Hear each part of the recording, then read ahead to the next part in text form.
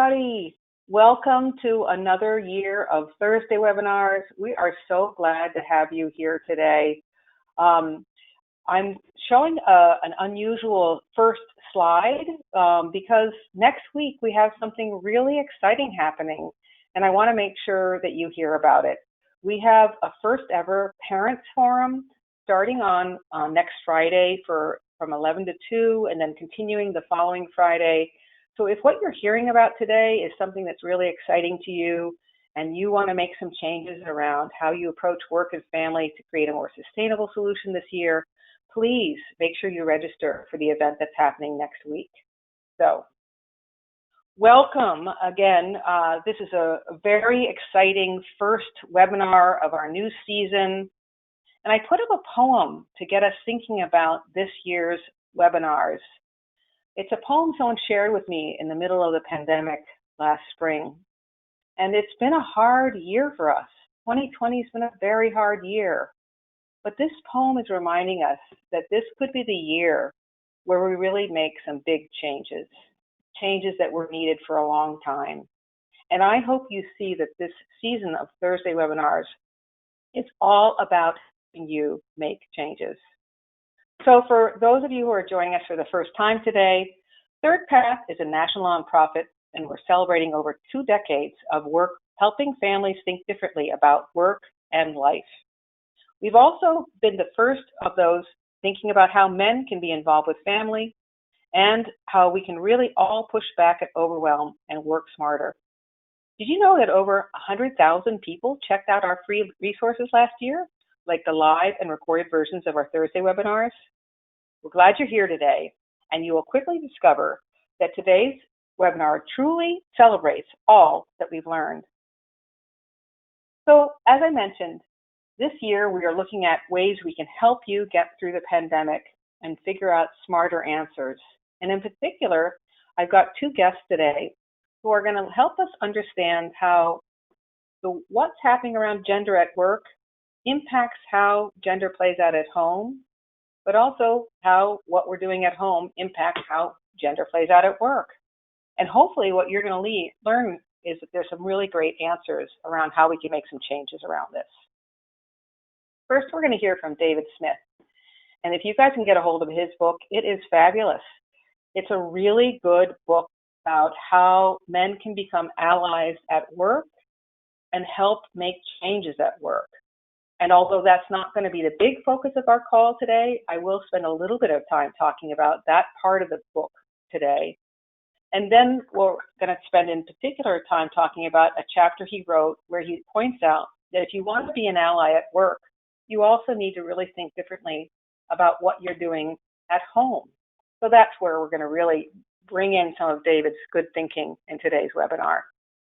David, before we jumped into talking about how there needs to be changes on the home front, I at least wanted to put up one slide to talk about this really important concept of a male ally and what they can do. Please take a minute to tell us a little bit about your book and male allies, and then we can talk a little bit about this slide too. Welcome, David. I'm so glad you're here. Thanks, Jessica. It's great to be here, and especially with my my good co-conspirator that we'll hear from here in a minute with Eve.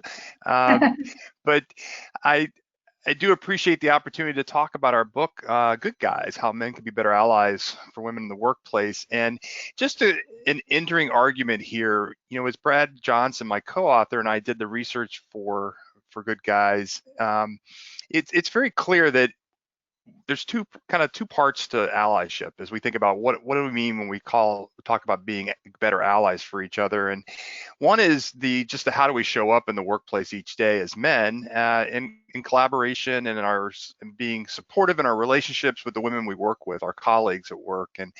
And that's a really important part because that gets to the interpersonal aspect of making sure that we all feel connected and belonging, and we're doing the things that make us all feel like we can thrive in the workplace every day.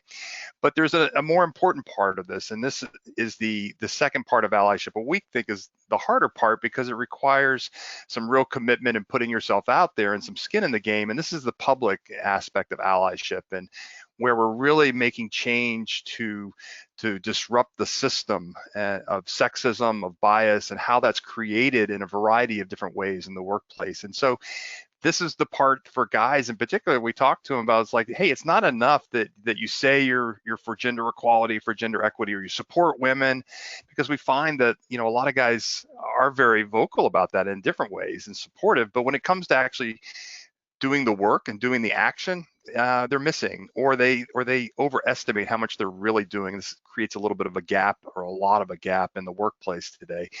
So it's really important as men that we look at these things when we hear discussion about gender and family and women in the workplace, that hey, that we have a place there too. These are not just about women's issues. These are about leadership issues and who we are as leaders, as men and women, how we can make a difference there. And so this requires us to develop an awareness of how gender inequities are created, whether that's related to pay or benefits or the use of different types of leave or flexible work arrangements, that we have to be doing our part with this as well. It also requires us, when we see things that are biased against or discriminating against and not helping to level the playing field at work, we have to call it out. It's not enough that we just sit there and we see it, and when you look around and like, oh, what do? We actually have to disrupt the system out there and say something. It's the old see something, say something, and we have to shut it down, right? And this is guys, sometimes this is with our other fellow dudes in the room, right? That when they say something that maybe they meant it to be sexist, or maybe they didn't realize it, we still have to say something at this point and make sure they understand that when I say something about it, and I have to also own it, right? I can't say, hey, don't say that, because Jessica's here in the room, right? No, Right. you have to own it, and it needs to start with an I statement. I'm offended, or I'm not okay with that, or I don't appreciate that, and here's why.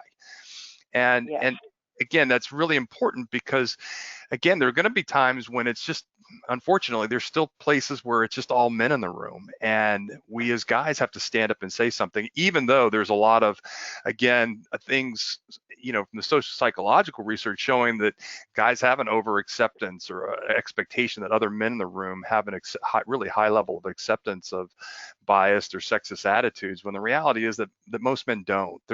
They're afraid to Yes. say something, believe it or not. And they just have to have the courage to step up and do something about it. Yeah. Yeah. No, I know. There was just so many excellent points made in your book, and I just picked out randomly this one excellent list of kind of watchdog skills that male allies can use to kind of really do what you're talking about, be public in their support of shutting down sexism and being an ally to women. There's so much more we could say. Maybe I'll just pick one of these to talk about. Again, I would really recommend looking at this book to find out more about this idea about, strategically confronting other men. There were some really good suggestions about how to approach it, given who the person was who said it and how you would approach it. Do you mind sharing a couple thoughts about that concept of being strategic in your approach to confronting men around these issues? Yeah, absolutely. So the one thing we do know, that bystander paralysis is something that's real in the research, and it sets in very quickly. It's kind of Brad and I like to talk about it in terms of it's a 2 or 3 second rule, like you have at home when the food hits the floor. It's like, oh, how long do I have before? Some houses, some floors are cleaner than others, but mine, the dog here will get it first. But no, if I don't say something within 2 or 3 seconds, the odds are that nobody's going to do or say anything. And so we have to kind of have made up our mind very quickly, run through this calculus about what am I going to do in the moment. And the reality is that you don't have to do a lot, but if you can just do something and say something at that moment to disrupt and make sure that everybody in the room at that moment understands that, oh, hey, that's something was wrong with that, or something wasn't quite right, or I didn't find that to land in the way that maybe that person meant it to. Now, what you're going to do with it after that's a whole other story, and that might have to do with the relationship you have with this person. How well do you know them? Are they your boss? Are they senior to you? Is it maybe what generation? Are they a less experienced guy in the room, and maybe they just didn't really understand it, or maybe they're older, maybe they're more experienced, and they're just not up with where we are today. And so sometimes it makes sense to if you can be more effective in having a private conversation, for example. Um, but I think most importantly is when you do decide how you're going to say something to this person, is just approach it with a sense of, hey, how would I like somebody to come to me and approach me with this information? It just doesn't work to blame or shame people in general. We know that the research shows us that people, it's not going to change behavior. It's not going to change beliefs or ideas. I have to show that I care and I'm connecting with them in a way that shows that and demonstrates that.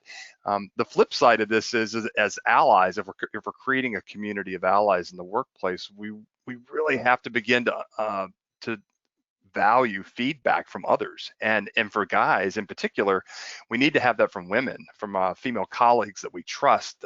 It's this very close inner circle of women who are peers and people that can give you that feedback, that know you're trying to work on this to improve, and will give you that feedback. And when they do, respond in a way that shows that you value that feedback and that you want more of it. Because, hey, Yeah. we're all in a different place in this journey, and so we've got to just, one, give ourselves a little bit of grace, and that assumption, hopefully in most cases, that people have good intentions, but maybe they just don't know better. They don't understand how that didn't land in a way that was appropriate. Right. Yeah. Yeah. Really well said. And again, it's kind of learning some really good skills of listening and being understanding each other's viewpoints, which of course is very connected to the next slide, which is, hey, today's webinar in particular is looking at, like, what can we be doing at home to think about how to disrupt how some of those more normal division of labor might be playing out at home. How can we disrupt that? And probably some of those same skills are useful at home too, of listening and learning and trying to figure this out. So that's where we're going next, is thinking about, hey, if you want to be a great ally at work, it also means, as you said in your book, you need to think differently about how to do things at home. You wrote about this in this chapter. You outlined a number of steps. What have you learned in your journey around trying to do things differently at home, and which of these things have been most helpful for you as you've been helping men think about this? Yeah, so you're going to hear from the expert here in just a minute when Eve gets a chance to, she's going to talk about this. But one of the things I think that men need to understand is that, so if we're going to make this connection between work and home, that if I'm trying to be a really good ally for others, right, in particular for women and the workplace, I can't just sling on my ally cape and suddenly, I'm doing all these things trying to be a good ally in the workplace. But guess what? Your female colleagues, and oh, by the way, junior men too, are looking at you. And if they see that you're not doing these things related to your family and your family responsibility and your caregiving responsibilities and all these other responsibilities that you have that are outside of work, and believe me, they're watching and they're listening and they're seeing it, then you've lost their trust. You're not going to, they're not going to trust you with that, and they're not going to believe you, because now you're saying one thing and doing something else. And so it's really important for men to remember that part of being a great ally at home is, hey, one, you got to do the work, but talk about it in the workplace too. So too often as guys, we tend to, when we were back in the physical workplace, when we had to head off to go for maybe it's to pick up the kids from a extracurricular activity, or go to a parent-teacher conference at school, or you have a sick kid and you got to go stay home with them. Guys would just slink out the back door and be really hush and quiet about it, because they were afraid that there was going to be some sort of a penalty or stigma about them doing these kinds of things. And again, great allies Brad and I find that the great allies for men out there they leave loudly. They talk about their family. They have pictures of their family up at work, and they've normalized this for everybody. And it's really important to do this for women, because it removes a lot of the stigma associated with caregiving and flexibility, and it makes it more about parenting and being a good partner at home. But it's also important for the junior men, because again, a lot of us have raised young men today that are going out into the workplace, myself included, who hopefully have a very gender inclusive perspective of gender roles and what their responsibilities, their expectations are of how they're going to combine work and family. And a lot of times they're not finding that because the senior leaders aren't doing it. They're not seeing it. They're not hearing it. They don't Yeah, see it in action. yeah, And we have got yeah, to do better. We owe it to our kids, if yeah. nothing else. Yeah, wonderful. Yay. And speaking of our expert for today's call, Eve, thank you so much for making your wonderful book, Fair Play, available to all of our listeners today. I really appreciate that. And I love your book, and I'm looking forward to talking some more about, you've come up with a really kind of a fun way to address an issue that's a really sticky issue that people can get stuck around how to actually divide up some of the everyday things that need to happen in our lives, from food to laundry to birthday gifts to et cetera, et cetera. So welcome, Eve. Tell me a little bit about how'd you think about this? Where's the journey before you got to this book, and how's that journey going for you? Well, thank you for having me. And Dave, I really love your parenting out loud philosophy. Yeah. I really think Yes. that's so important and beautiful. And so we'll go back to that. But this really started for me trying to, I didn't set out to write about the gender division of labor, Jessica. I didn't. This was not my life's goal. I just wanted to have a good career, and I wanted to have a life and a husband and kids, right? I wanted those things to coexist in a way that could work for me. And so when I was quote unquote opted out of the traditional workforce, and I say that in quotes because I think language really matters. And so now I say I was forced out of the traditional workforce because my lack of understanding of just the amount of invisible work that was required to raise a family. And if you're going to do it without a Dave in your life, right? Without a supportive partner who doesn't see it, it becomes a real surprise. And what makes me sad is that every generation seems surprised by this. Yes. And so what I love about Dave is that he's also a sociologist as well as, being part of the amazing Navy who understands systems. So he's like a double whammy for being not just an ally, but an amazing advocate for fair and equitable gender division of labor. But for me, this was trying to solve my own problems. And what I realized and why Fair Play became a love letter to men and why I love Dave's book so much is because the current system isn't working for men either. Yes. The idea of an ideal worker who sits in a chair and is just a primary breadwinner, and that's your role. So many men told me that they felt that they were more than just their role as a primary breadwinner, but that they didn't know their role at home. And so what I will say is that the home presents really small. So I had a man in White Plains tell me he was divorcing over a glue stick. We can unpack what that meant. I was wanting to divorce my husband over the fact that he asked me for blueberries and was surprised why I wasn't the fulfiller of his smoothie needs, right? These were very small. And so I think that's the danger, that the home presents really small. And so it's really easy to start with the workplace and say, this is how we can fix the workplace. But what Dave does so well is that your chapter around on the home isn't an appendix, right? It isn't a throwaway. Yes. It's actually do this first. You're not an ally in the workplace if you don't know the sizes of your children's clothing, as one of Dave's quotes from another man in the book, right? He goes to buy clothes for his kids, and he's calling his wife saying, "Wait a second, I'm at the store, but actually I have no idea what size they are." Right?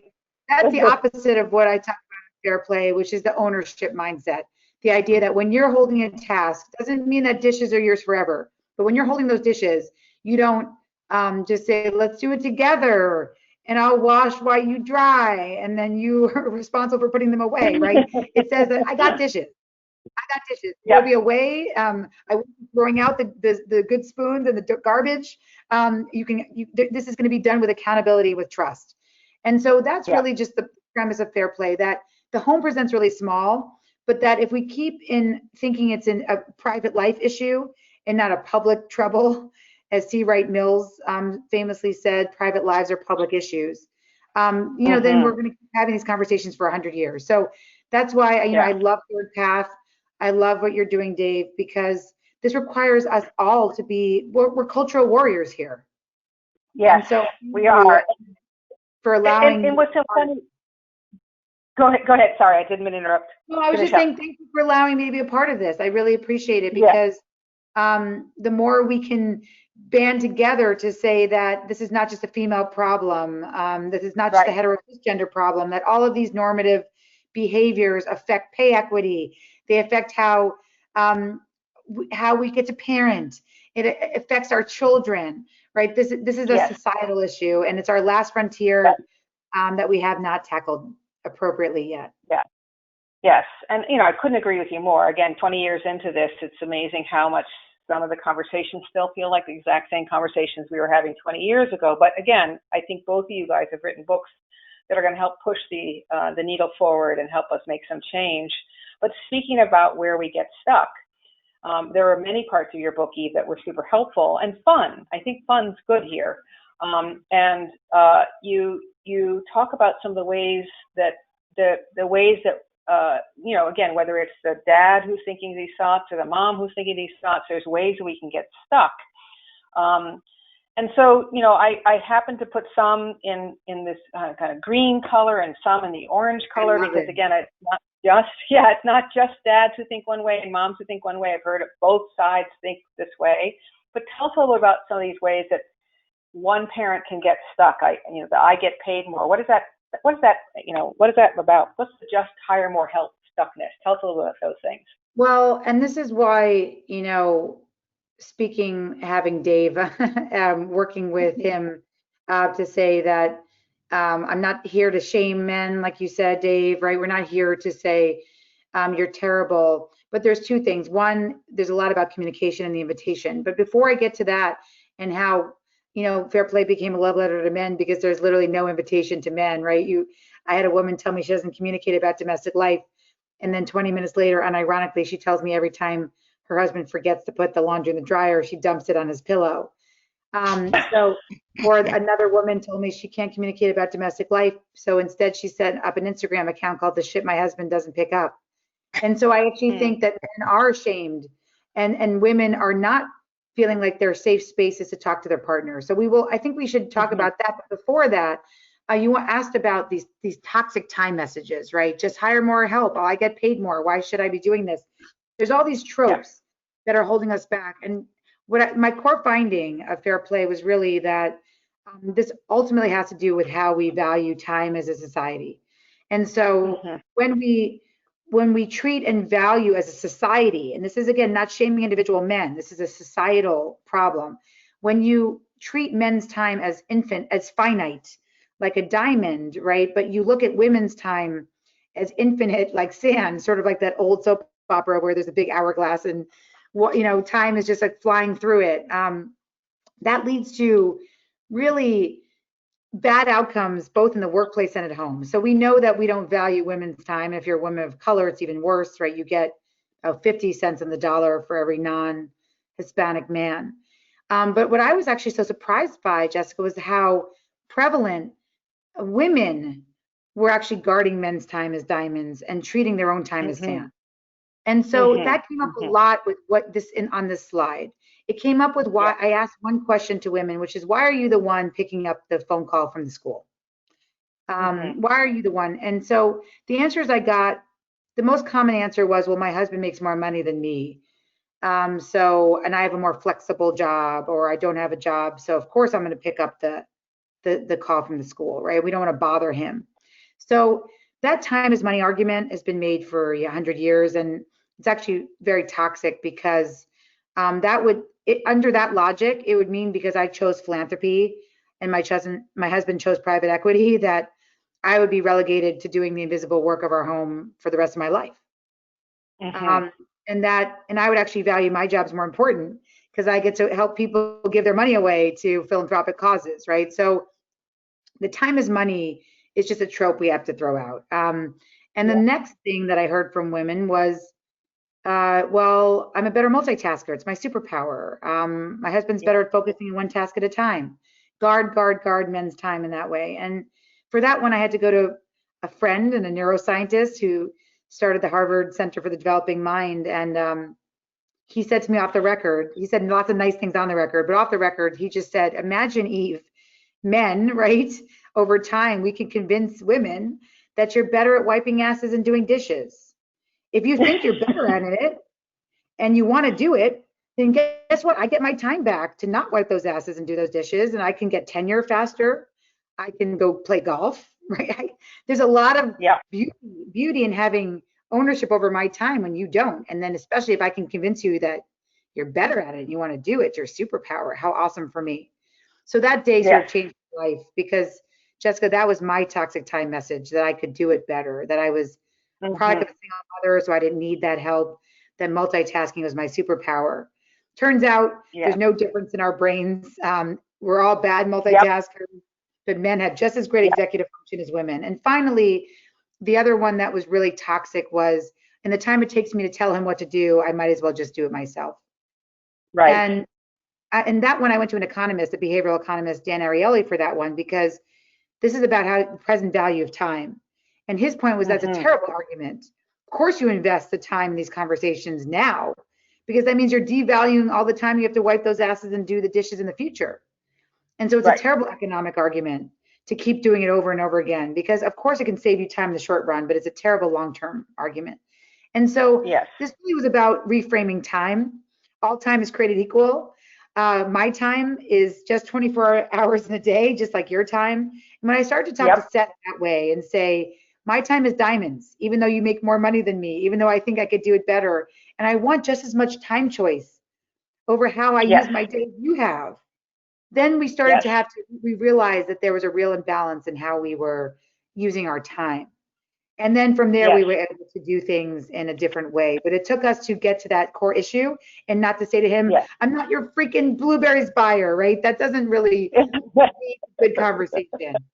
But when we can talk Yeah. about our fairness, we were able to start really Yeah. thinking different. I mean, what a great, I want as much time choice as you. I want as much time choice as you. I think that is such a great summary sentence, because think about it, it's what ThirdPath's been working on for a very, very long time, which is basically we can create a society where whatever, in a two-parent household, both parents can think about how they have time for work, time for life, and time to what we call recharge, do some things that really are great for them. And this is the future we want to create, whether it's a two-dad family, a two-mom family, whether it's a shared care family. I know a great shared care family where it's two single moms who share care with their groups of families together. But the point being, there's really so many good options. One of the things that we've really seen as a problem, though, is that, when you have these jobs, back to what David brought up, when you have these jobs that, are making assumptions about who is, the ideal worker and who's going to be able to be, at all the meetings late at night on the weekends, that's also going to impact families. And so although it's not our focus today, it is getting people to think differently about how do we approach work so we have time and energy for life. Any thoughts about that? Otherwise, I'm going to go right to your the concept of your 100 cards of fair play and talk more about that. Anything you want to say about that first, Eve? No, I think you just did a beautiful summary of what we're looking for in the future.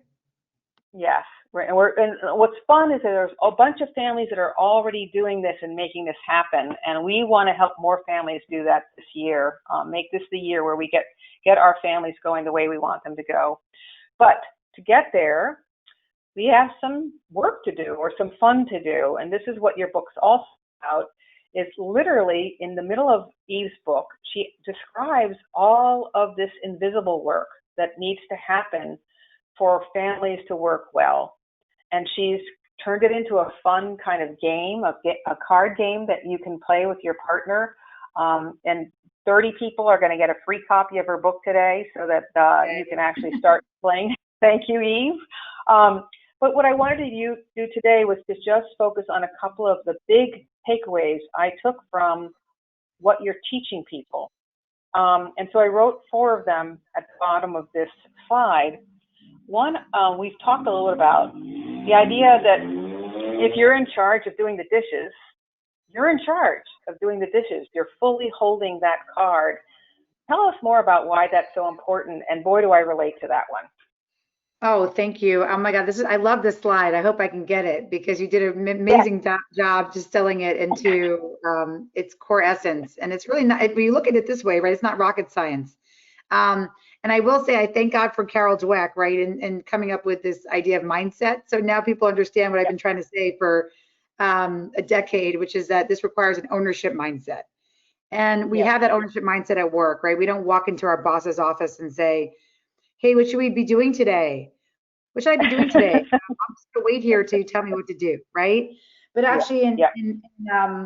in Good Guys, right? You know, Dave gives that an example of a man who did do that, where he, the same back that I was saying before, the guy who said, I'm just gonna wait here until you tell me what sizes of coats I should buy for the kids, you know, and call me Yeah. back, right? That's not ownership, and actually doesn't work for men either. And that's, we'll get into that glue stick example, why that man was divorcing over a glue stick. So what was interesting about the hetero cisgender couples that I interviewed was I decided to use my day job, which is as an organizational management specialist, a mediator.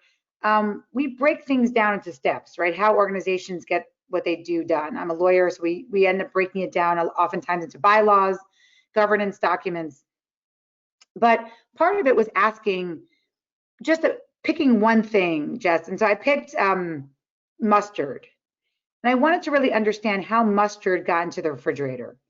And so for heterosexual couples, it was so interesting. So I would break it down for them. I'd say, okay, tell me how mustard got into your refrigerator. And they'd look at me like I was crazy. And then we would break it down. Well, my second son, Johnny, likes French's yellow mustard on his hot dog, on his protein. Otherwise, he chokes. He won't eat it. Okay. In the business world, we call that the conception phase. Okay. The woman is handling that, hetero cisgender woman. Okay. Next. Well, I'm monitoring that mustard for when it's running low, and I put it on a grocery list with everything else you need for the week. Okay, planning. That's the planning stage. That's what we would call that in the business world, organizational management. And then oftentimes the man would step in and say, and then I go to the store and go buy the mustard. I do that part, right? And so I'd say, okay.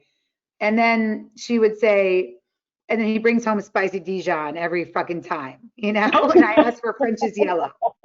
And all of a sudden, these people are not talking about mustard anymore, right? All of a sudden, we're into, as a mediator, we say the presenting problem is not the real problem.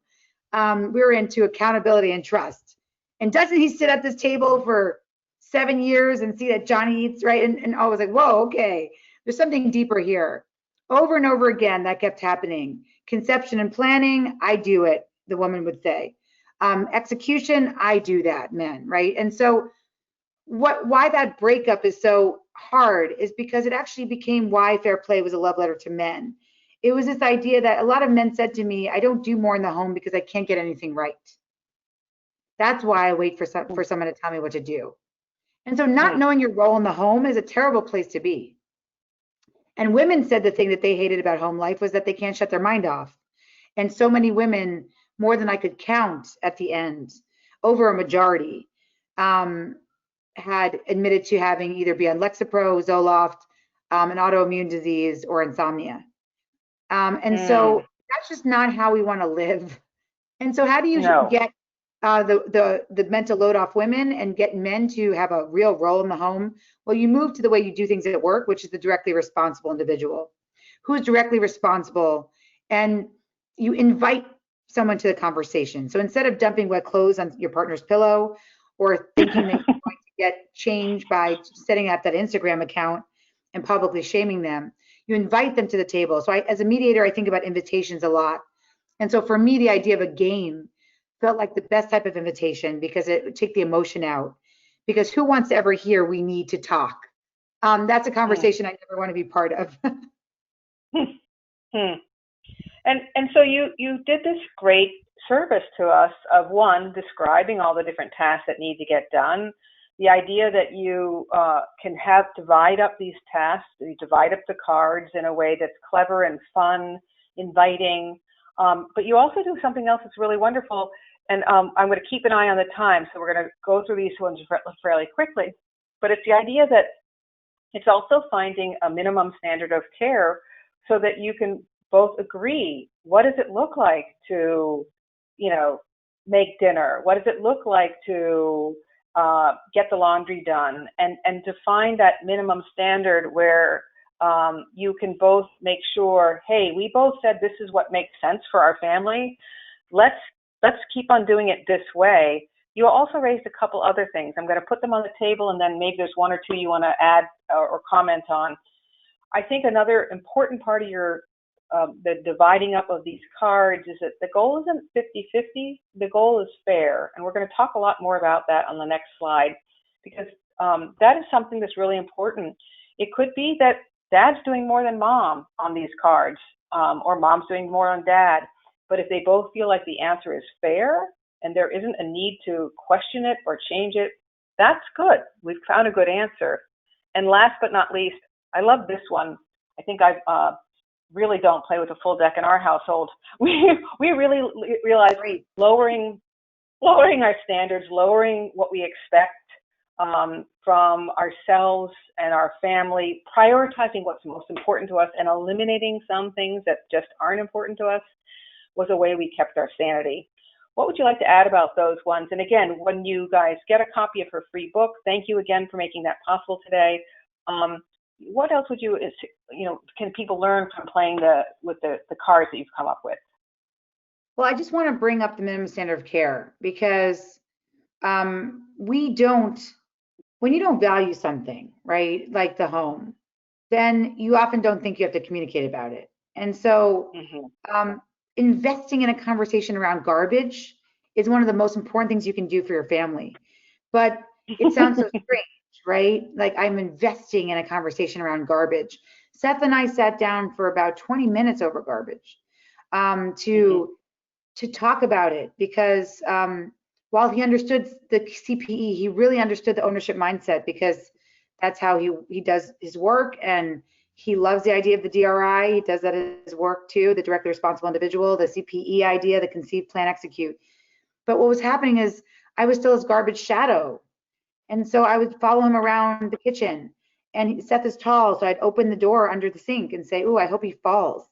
The door's open, and then on the ground, hobbled. He'll see that's where the garbage liners are, right? So I realized that this idea of the ownership mindset, that could be enough at work, but it's really not enough to motivate at home. And that's why you have to have these why conversations.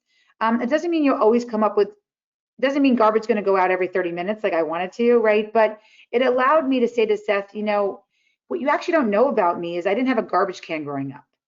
My mom didn't have time for it. We had a bag on a knob, and when I had to stay home with my brother, I was a latchkey kid. Many nights when my mother worked late, I would put him to bed, and there'd be cockroaches and water bugs in the kitchen when I turned the light to try to get him water. And it was highly traumatic. And so that's why garbage is a trigger for me. And then Seth could say, well, I had a housekeeper growing up, so I don't even see it, right? And then, but what happens when you're so divergent over something that has to get done all day? Does it become the she fault, or you just say, forget it, I'll just do it myself? No. You start with really investing in these conversations around a minimum standard of care. So our garbage conversation became once a day. Seth said, it will get out. I'll put the liner back in. I will deal with the trash bins outside.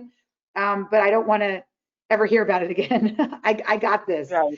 And then once we had our minimum standard of care down, we really never really ever had to talk about garbage ever again. So that investment in these conversations is what I would just emphasize here.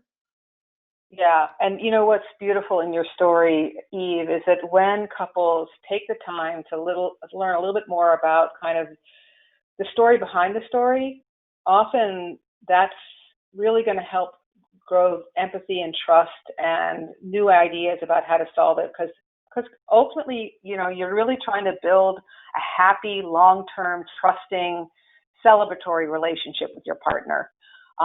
So thank you for that story. It actually gives me a lot of insights into why that was such a big change for you guys to make that happen. That's great.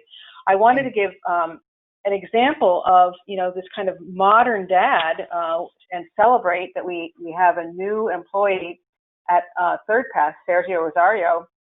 And, what's so fun about Eve's book is it's talking about how couples can think differently, and Dave's book, how men can do things differently. And Sergio's a living example of a dad doing things differently.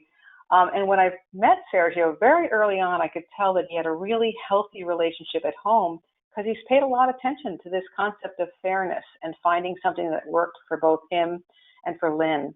Sergio, I'm so glad you're here and you're going to be doing these Thursday webinars with me. Tell us a little bit about what you and Lynn have learned around creating kind of a sense of fairness in your household. What does it look like? Well, hello everyone. I'm delighted to be here. It's an honor for me to meet David and Eve and to be here with you, Jessica. I think our approach, and this was something we were discussing in our last virtual tour, was in the Dad's Breakout group. It's something that, in my case, it's the fair approach. It's just playing fair. What's fair can change from yesterday. What was fair can be not fair today. So it's a constant awareness of how your significant other is doing, having a good communication. There's weeks that are, harder than others. So I think it's a day-to-day basis communicating. In my case, we're a non-traditional family where my wife has a military career and I'm the one home working and taking care of our daughter.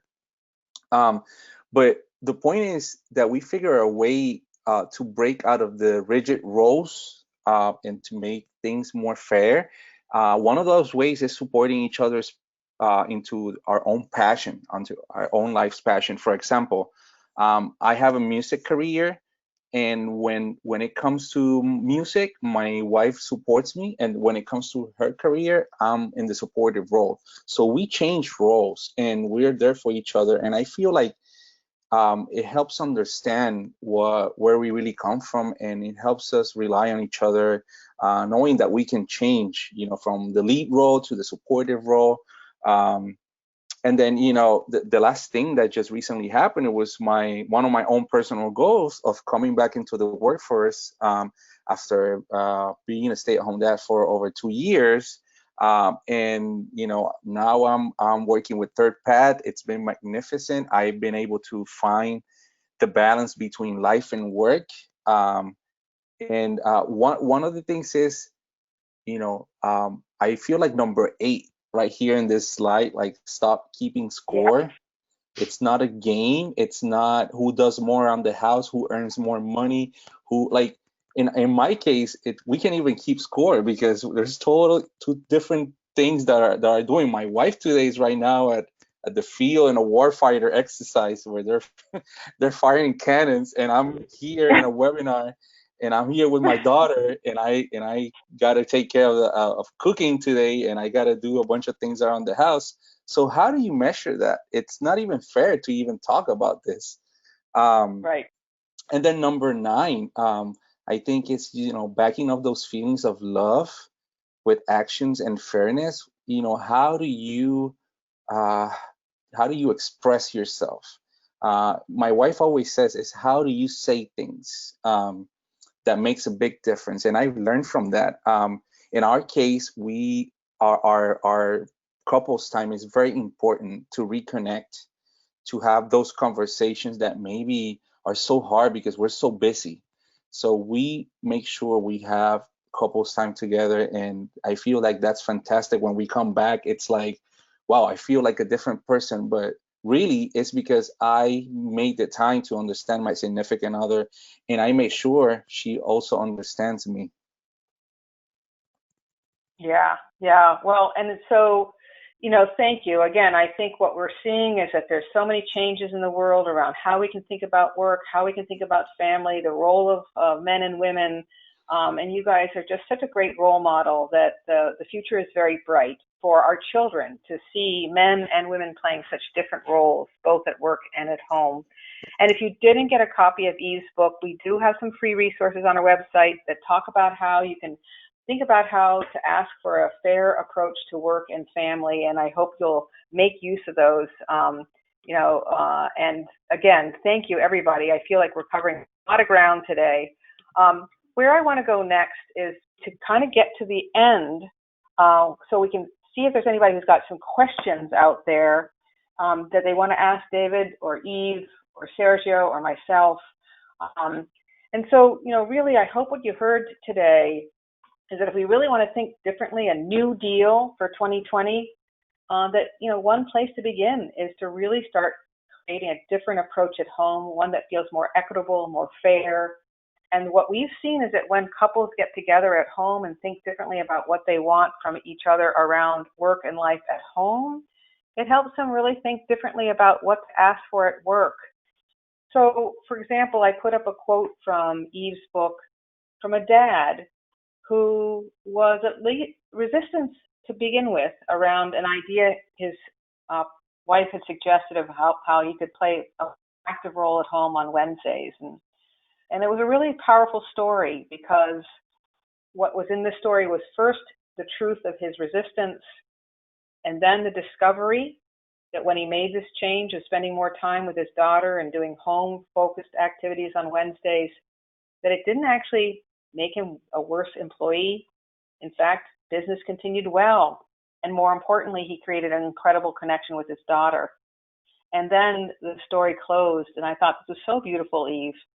I'm so glad you included the story. I love it, man. Yeah. And he's also a pastor too.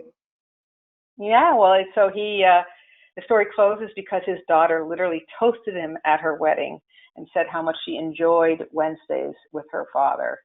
So this is about, like Eve said, and like Dave's been talking about, profound change. And yes, it's just happening in our own little households, but what we make change in our own little households really has strong reverberations at our workplaces for the next generation who's watching us.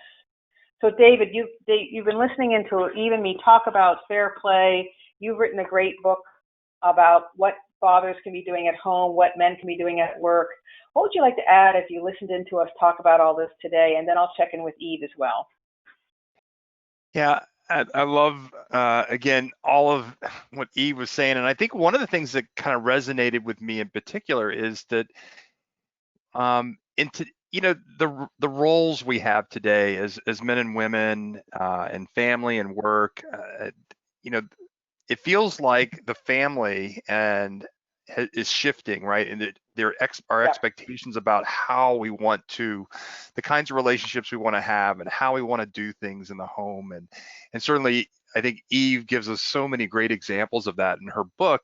I think the challenge that we all find is that as we kind of go outside of our home and back into society and back into the workplace, that we run into all these challenges and barriers that tell us that no, this is the right way to do it, or this is the normal way of doing things. And we run into these, and it makes it so hard. And but I think, again, I'm a firm believer that that what happens in the home can affect what happens at work. And a lot of that came, again, from some of my early research I did years ago, looking at dual career couples. And as I was telling Sergio earlier about, from the military side of things, looking at dual military couples, because it's really interesting to see that it was dual military couples in the Navy, for example, that influenced policy shift and policy changes that created parental leave for parents who were adopting, because there was no adoption leave. You had to actually had to physically give birth to be able to get any sort of maternity or parental leave. It wasn't even called parental leave back then. And it was dual military couples that affected getting parental leave, in this case, getting dads more paternity leave, and the shift now that we have towards parental leave. And so I think, again, to me, it is important, and we remember that what we do in our families and what we expect and the relationships we have with each other are so important and affecting what happens to the workplace. In some ways, I see the workplace follows in a lot of ways. Unfortunately, I'd like to think that we could affect more change more quickly in the workplace, but that doesn't always happen. Sometimes it happens at home and the family. And the last thing I just like to remind us all of is that my mentor in sociology, she wrote a really great article years and years ago that's still used today that talks about how work and family, in this case she was focused on the military as work, but work and family are greedy institutions. This notion of Yes. Posner had about greedy institutions and how they're always asking and demanding so much of us. But it really takes us as a family, as a couple, as partners, as parents, to really commit to what's most important to us. And if we look at the family as a unit, you know, I found this so often with dual career couples that they're really supporting each other and they're really excited about and they're proud of their spouse, their partner, and what they were accomplishing. And I think when you have that kind of a relationship with your partner, it leads to more fair and equitable divisions of labor, right? Because I want to create an environment where my wife could be successful and she could do the things that she wanted to do, and she should get the same amount of time off to relax and go do things. And for me, in particular, as Eve was talking about this again, the DRI in particular, individual that responsibility. You know, for me, early on when our kids were young, when my wife was on active duty, there were times, weeks at a time, and Sergio's over there nodding his head, where he's the sole parent, you know, and there is nobody there, and I couldn't pick up the phone because she was in the field or she was at sea or someplace where I couldn't talk to her, and it was all on me. Minimum standard of care, high standard of care, I don't know. It was my standard of care at that point and I had nobody to ask. But it did really. Your children are alive, right, Dave? Your children are alive. I'm sure they're beautiful humans. They are, and I'm glad we don't get to let them speak today. Thank you for that, David. Thank you. Wonderful. Thank you very much for, again, great insights, great inspiration about how we can keep on making some change. Eve, any last thoughts you'd like to add to the conversation? And again, I want to make sure we leave some time for people to ask you guys some questions. Any last thoughts, Eve?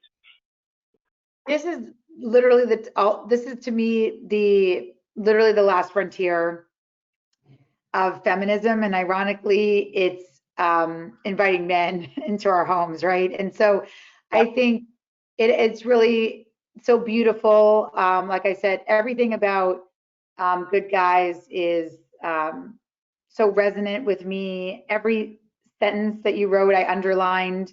It is so important to hear from men like Sergio and from men like Dave and from men like Professor Steve Treat, who's also a pastor who grew up in a more traditional church and realized how important it was to have these Wednesdays with his daughter. It's exactly what Dave said. I will just say that sometimes it's harder. It's easier to rebalance in your home than it is to get society on board. When I said that Seth was the one picking up the phone call from the school still called me for 2 years. So it's our institutions are behind the changing times. And so again, that's why I think Good Guys is such an important read, because it's about time to fix our workplaces and not believe we have to be fixed anymore. Yes. And, again, I think what we're really learning, and, for those who can join next week, we have a really great parents forum where we can help you see that when couples get on the same page and clear about what their work-family goals are, they then have a lot more courage to go after what they want at the workplace as well. So don't forget about our great parents forum happening. And all year long, we've got these Thursday webinars set up to really help you. That's our goal. Every month, second Thursday of the month, join us. We're going to help you figure out how you can launch this integrated approach, how you can build a team at home, how you can say no to overwork. All year long, our goal is to bring you some experts who can help you take the next step towards change. So with that in mind, we're going to be wrapping up shortly, but there might be somebody out there who's got a question. And the way we've been doing this is that you just write that question into the chat box, and you could direct it to one of us or somebody generally to us. And then Sergio's going to say those questions out loud, and we'll see who we can, rope into answering those questions. Sergio, sometimes it takes a little while for somebody to actually have a question. Let me know if there's a question out there. If not, I have a question I'll be asking our panelists. Yes, we do have one question. I'm going to be reading it. It says, I love Eve's book. Got it when it first came out and just ordered David's. One question. David said men should be more overt about leaving work for home responsibilities. I've read that there are more penalties against men in the workplace when they put family first. But are those penalties just men getting exposed to penalties women have already been paying, or are they specific to men? And how do we combat them? Wow, thank you, person who wrote in that fabulous question. Dave, want to take a stab at it? Yeah, absolutely. And thank you for that question. And, what we find is in the research, the penalties are often in terms of perceptions, and we talk about these in terms of stigma against men in particular when they go into more nurturing or caregiving. Again, the stereotypical feminine roles that they can be looked down upon, and there's even one we call the wimp penalty in social psychology, where guys, there's this fear that they're going to be considered a wimp in some way, and yes, there have been some research, some studies that have found where they actually have been penalized in terms of evaluations in a variety of different ways. But we really don't find the large scale changes that affect, again, promotions and pay when it comes to that. I mean, as Eve will tell you as well, that we have a motherhood penalty when it comes to pay. There's a fatherhood bonus. So again, the more kids we have, the more money we make. The more kids that women have, the less money they make. And so again, there's some mixed findings when it comes to that, but in general, it's much more about perception and stigma than it is about real hard, quantifiable like pay or promotions and advancement. Fabulous. Eve, you might want to add something onto that. And again, I'm aware it's already a little bit after 2 o'clock, so we probably have to wrap up shortly. So any quick thoughts, Eve, and I'll see if there's any last questions before we wrap up. I'll just say that's one of the best questions we've ever received on any of the thousands of panels I've done. That question is perfection. And it's exactly as Dave said, this is about bias around perceptions of being committed to the workforce. And so what I like to say is, yes, men are penalized in the same way women are, but because they're starting with a fatherhood bonus, they're penalized less because maybe they'll just get a 2% bump in their raise instead of the 6%. Whereas women we're already losing 5 to 10% of our wages for every child we bring into the world. So I'm not as worried about fatherhood bias. I think the more we can parent out loud, as Dave paraphrased what you say, but parenting out loud is something I've taken from your book and I use all the time now. Once we all parent out loud, we normalize things, and that's why I love this crazy time. There's so many bad things that are happening during and after when Earth 2.0 comes out, but Earth 2.0 I actually think are normalizing care, and it's I think it's going to be good. I think there's going to be a lot of good that comes out of it. Yeah. Parenting out loud, living whole lives, recognizing it's not even just children, it's elder care. It turns out human beings need human beings. Work is just one part of our lives, an important part, but caregiving is another important, hugely important part of our lives, whether that's caring for children, aging parents, our communities.